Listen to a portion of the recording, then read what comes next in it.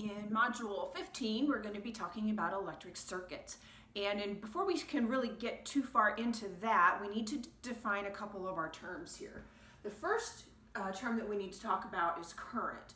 And current just is basically how much charge is passing by a given point for every second. And the equation that the author gives you in the textbook is I, which is what stands for current, equals delta Q, which we've seen for charge before, over delta T, which is time.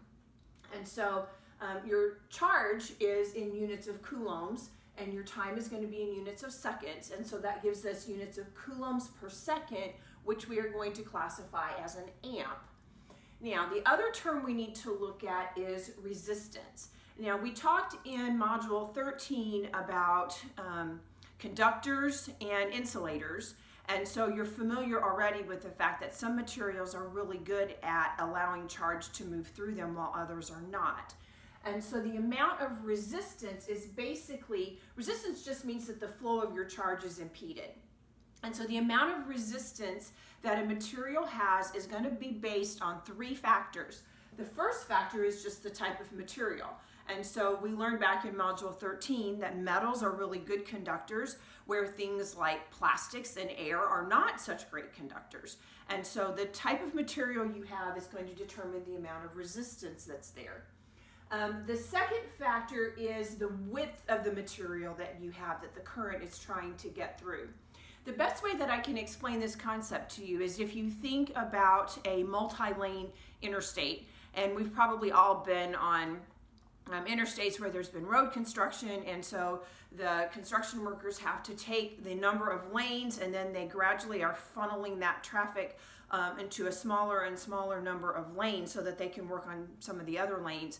Well, the fewer lanes that you have, the more congested the traffic is and the harder it is for the traffic to move through those lanes when it's much narrowed down. And so you can think about the width of the material that the current is trying to move through in the same way. If your material is very, very narrow, like if you have a wire or a cord, the more narrow the material, the more resistance there is and the harder it is for the current to move through, just because there's not as much space. Just as on a road, there's not as much space for the cars to move through if you have multiple lanes that are open. The fewer lanes, the slower the current, the more the resistance to the flow of traffic. And so the same thing is going to be true in a cord or a wire as well. If you're going to decrease the width of that cord, you're going to increase the amount of resistance that's there. The third factor for resistance is the length of your material. And so again, if you will compare that to traffic, the longer the trip that you have, and especially if you've got little bitty kids in the car, the more resistant they are to wanting to make that trip. That's one easy way that you can think about that. The other thing that you can think about too is that the longer the trip, maybe the more your engine's going to overheat. And so just like we know that with friction and moving objects, the more friction you have, the more resistance to motion, the more heat you're going to produce when you have a lot of friction. Same thing's going to be true here. On a long car trip, the longer the motor is running, the more heat you're going to produce. And so the longer the material that the current has to go through, the more resistance there is as well.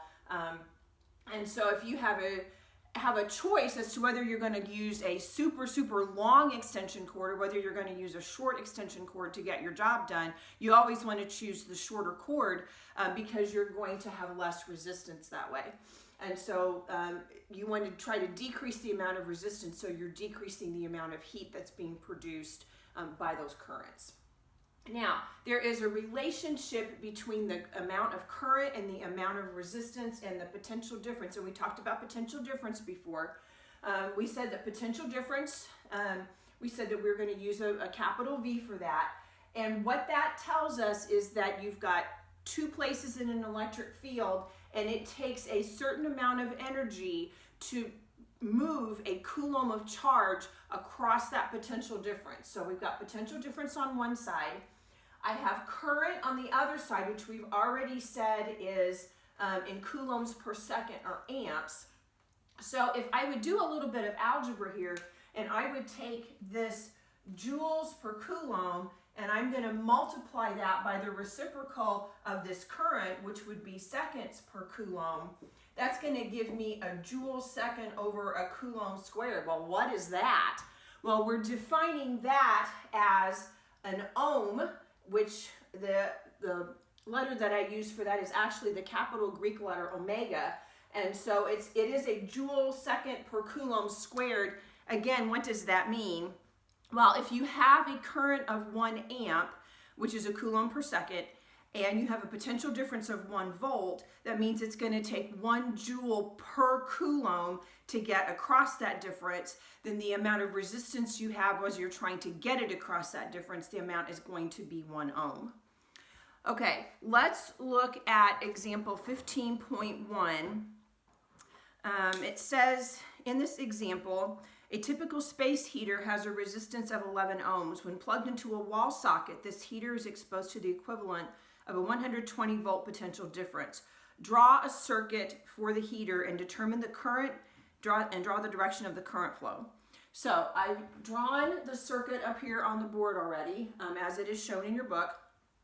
And you have already read about the difference between conventional current and actual current. We now know, we did not know when this whole idea came up, when Benjamin Franklin started drawing these kinds of diagrams, we did not realize at the time that it was electrons that were actually causing this. And so when Ben Franklin came up with this idea for how current moves, he assumed that it was going to move from the positive to the negative. And so that's still the way we draw conventional current, even though we now know that it's actually electrons and they're actually going the opposite direction. So when we draw the direction of the current, we're going to use conventional current. And so the direction of the current is going to go around this direction. Okay? So that would be the first part of the question. Then they want to know how much current is in the circuit. And so here we're going to use this V equals IR, which is Ohm's law. And so V equals IR. The voltage, we've been told, is 120 volts. And we know that the resistance is 11 ohms. So here's the current, which I don't know, and I'm going to put 11 ohms in this way. And so then all I'm going to have to do is take 120 and divide it by 11 ohms, and then my current is going to be 11 amps. Okay, so that is example 15.1, and then you'll have some more practice doing some of those in your own homework problems today.